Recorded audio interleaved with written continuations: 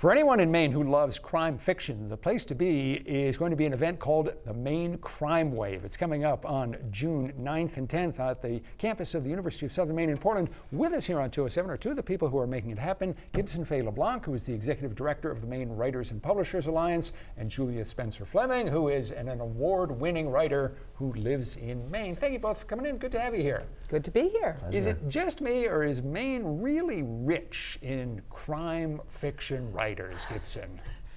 Julia, you go ahead and answer that. He just threw you under the bus. Yes, he did. Yes, it is. And people always wonder, we're such a relatively peaceful and low crime state. But oh my gosh, there's so much rich talent right here in Maine and in surrounding New England. Is it something about, like small towns and that? Because, so much great crime fiction, of course, is set in big cities. What is it that makes it work here? I mean, we have so many writers in general, but we do have a lot of crime writers and mystery writers specifically. I think, lots of interesting locales, places. I think the combination of small towns and the country, rural areas. So you've got this event called Maine Crime Wave coming up at the USM campus in Portland. And the reason why we're talking about it is it's open to the public. It's for anyone who wants to come and hang out with writers and listen to interviews.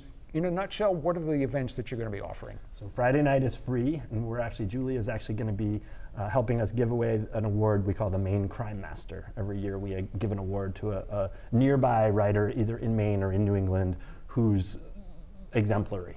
And so this year, Carla Neggers, who lives in Vermont, is going to be coming to accept the award, and Julia is going to be doing a Q&A with her. And that's Friday night, and then we also have a reading of about a dozen local Maine writers, crime writers, who are going to be sharing little bits of their work. It's open to the public, totally free.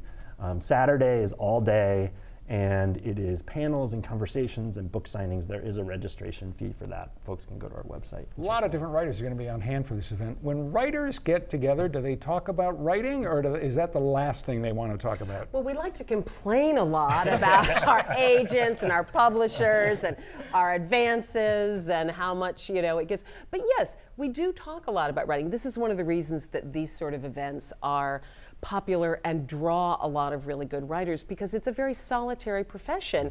This gives us a chance to be convivial and share notes, and it is really rewarding to share that information with people who are either interested in reading and knowing more, or people who want to write themselves and are there to learn.